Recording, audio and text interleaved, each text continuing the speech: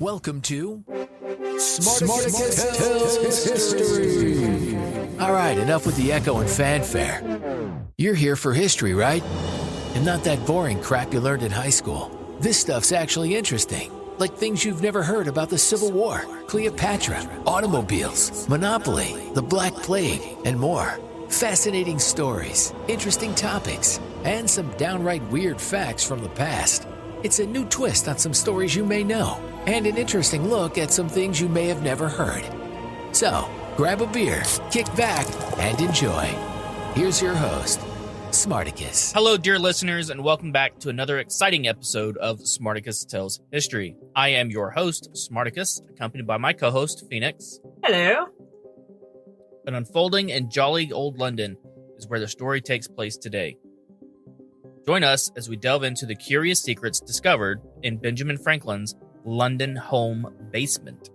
But only after we talk about the drink that we picked for this episode. And why we picked it. Yes.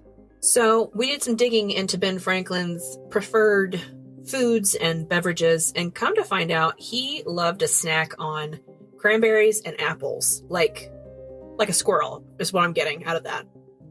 Yeah, it says he preferred to snack on them all the time, and his actual all-time favorite food was turkey. And I didn't want to do turkey. You know, I don't think Phoenix wanted to do turkey either. I would have done it for you, Smarticus. So, well, I didn't want to. So I honestly thought about, like we could just go get turkey deli meat and just make sandwiches out of it. We could have. But I didn't want to do that. But he loved turkey so much that he actually suggested that it should be our national symbol. Did you know that? I did. Yeah.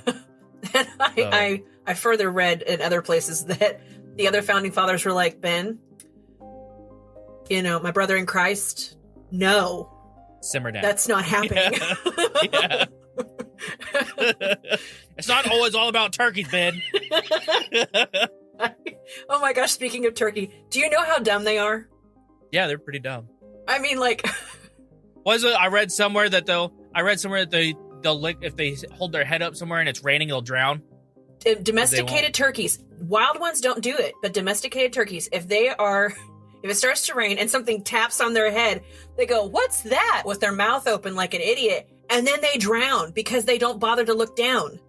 Jeez, that's ridiculous. It is. Anyway, sorry, listeners, not readers. We're drinking cran apple juice.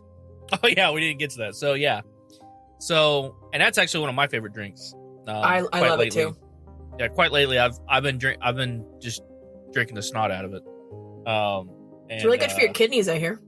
Yeah, I was gonna say, not just for the for the kidney stone aspects, but just because it just tastes good, and it is more or less, healthy for you. So. I like tart drinks. They make me happy. Yeah. But anyways, so that's what we chose. We chose apple and cranberry juice. I like to call it crapple juice. Because why not? Because why not? But it's usually, you can put however amount of whatever in it you want. I usually do about half and half. Sometimes I'll do about a third of cranberry juice and the rest apple juice. But this time I think I put more half and half. Right on. But it tastes great. I bought the already packaged together stuff. Oh yeah, I don't do that. I mix. I buy them separately and then mix them. Oh, someone's a purist. I was gonna say because I'm stingy like that. Yeah. You're weird. We don't associate with you. Yeah. Anyhow, you buy that packaged crap. It was even better. Anyways. What's even worse is that we got the generic Kroger brand. It's not even name brand. It's generic. What kind of crap is that? And you know what? I'm not sorry. I pinched those pennies hard. I made them squeal. It's Oceans and Mott's or nothing else. I'm a heathen. I'm sorry. It's all right. I'll let it slide. Thank you. I appreciate that. Well, Benjamin Franklin was a polymath, statesman, and a founding father of the United States. He is celebrated for his contributions to science, politics, and literature. But in 1998, I know it seems so close. I was reading, sorry, I just said, when I was doing the research, I was like, 1998? 98. Really? Don't worry, I'm definitely not Googling what a polymath is. It's a person of wide range knowledge and learning. In case anybody else was wondering. I didn't know that. No. You're so precious. I was like, what the hell's a polymath? I'll be honest, I thought it was some sex thing or something, to be honest. I was waiting for you to say it. I was like... I hear he was pretty crazy. I wouldn't have put it past him. But in 1998, a group of construction workers were working on conservation repairs of Franklin's former Craven Street home. As they excavated the basement, they stumbled upon a startling find. Over 1,200 human bones, neatly arranged in a pit. The discovery sent shockwaves through the historical community and ignited a wave of speculation. The bones, believed to be from the late 18th century, posed a mystery that captivated historians and archaeologists alike. Questions swirled. Who were these individuals, and how did their remains end up in the basement of one of America's most iconic figures? Was Benjamin Franklin a serial killer? Was also asked. A coroner examined them first and found that they were over 100 years old.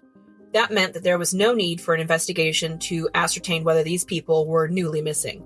After that, the Franklin House team invited Dr. Simon Hilson and other colleagues from London's Institute of Archaeology to take their turn at looking over the bones as well as the pit they were found in. What they discovered was that the remains belonged to at least 15 individuals. In addition to those 1,200 bones, they found microscope slides, a portion of a turtle spine, and mercury, which sounds really strange for someone to have dumped in a hole 1 meter deep and 1 meter wide in what was the garden at the back of the house. Now it is under what is known as a seminary room. The circumstances surrounding their burial and the reasons for their presence in Franklin's basement remained elusive, until they looked into the history of the people who lived there over 100 years ago. Franklin came to England in 1757 as a diplomatic agent for the William Penn family. He was a boarder at the Craven Street house from then until 1775. During that time, he became quite close to the landlady, Margaret Stevenson, and her daughter, Polly. They would write to each other whenever traveling separated them. In 1770, Polly married William Hewson, an anatomist who is famous even now for his discoveries regarding blood coagulation. Houston studied under William Hunter, a famous obstetrician and anatomy lecturer. Hewson and Hunter were really chummy for a while until they had a falling out over scientific discoveries, which Franklin actually tried to smooth over, but to no avail. However, Hewson was elected to the Royal Society, which is the UK's National Science Academy, thanks to some help from Franklin. According to Marcia Beliciano, the director of the Benjamin Franklin House, she said, Franklin thought Hewson was a polite and promising young man. He further helped Hewson by encouraging him to create a private academy at Craven Street for the further study of anatomy. It is incredibly important to note that during this time, dissections were not fully legal until the 19th century. And neither was the acquisition of the bodies to dissect. Yeah, so he was... It was all for science. Yes! It really was. But and they were dead. Yeah, they were dead. I mean, when I'm dead, somebody could do whatever to my body. I don't care. I'm donating my body to science. They can do what they want, cremate it, and give the remains back to my kid. That's kind of what I said. Although I wouldn't mind being frozen either. Why? Then I can come back as a cyborg. Metal body! But with a little help from resurrectionists, think grave robbers who dug up people and sold their bodies to science, and possibly a little bribe to the hangman, anatomy classes were a go. Many of the bones found at the Benjamin Franklin house show distinctive cut marks on them that would suggest they have been used to teach amputations, which, according to Beliciano, this is a good skill if you were a surgeon. Likewise, some of the skulls had cuts that were most likely made by a trepanning device. Yeah. That's a device that was used to make circular holes in the skull. Gross, I know. But they believed at the time that it was a very necessary procedure to alleviate pressure in the brain. You know, if for when an Advil just won't solve that pesky migraine. Of course, this practice of boring holes into someone's skull had a high rate of infection and blood loss, which eventually resulted in the patient's death. So maybe just drink some water and take a nap. Yeah, that's probably the safest bet. Right. And the private schools, like the one Houston opened, were growing popular and more common because hospital teaching was limited due to those murky dissection and body snatching laws. They provided answers to the growing interest in public health. Even more useful was that the lessons by experts were financially successful, encouraging growth not just in academia, but in the longevity of the schools. Sadly, the physical discovery of anatomy was not without its hazards. In 1774, Houston contracted septicemia from a dissection. In case you're wondering, sepsis can take as little as 12 hours to see the infected person die. As it runs through the body, it causes damage to the organs, which is incredibly painful. Houston died at the age of 34. That left Polly with 2 children and one on the way. Franklin wrote to his wife about the tragedy of his friend's death and Polly's loss, stating that he died last Sunday morning of a fever which baffled the skill of our best physicians. He was an excellent young man, ingenious, industrious, useful, and beloved by all that knew him. In 1775, he left England after realizing that reconciliation with England and the colonies was impossible. Once back in Philadelphia, he was chosen as a delegate from Pennsylvania to go to the Second Continental Congress. We aren't going to cover the revolution in this episode, but we will tell you that Polly and her children moved to the city of brotherly love after the war ended, so that she could be closer to her very close friends, the Franklins. Feliciano has been quoted as saying, "Franklin was a champion of science. He was supportive of young researchers and others that could exemplify his passion for knowledge and innovation. And we think she was spot on about one of our founding fathers." So, in conclusion, was Franklin a serial killer? Probably not.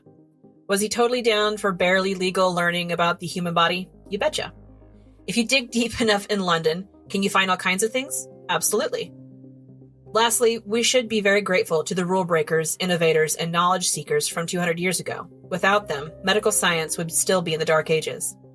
Thank you for joining us today.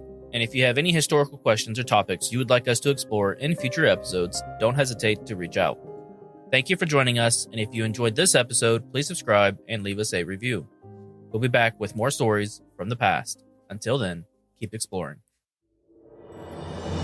Thanks for listening to Smarticus Tells History. If you enjoyed this episode, don't forget to rate and review and make sure to subscribe. And be sure to follow the show at facebook.com/Smarticus Tells History. Or just click the link in the show description. Thanks again for listening. See you next time.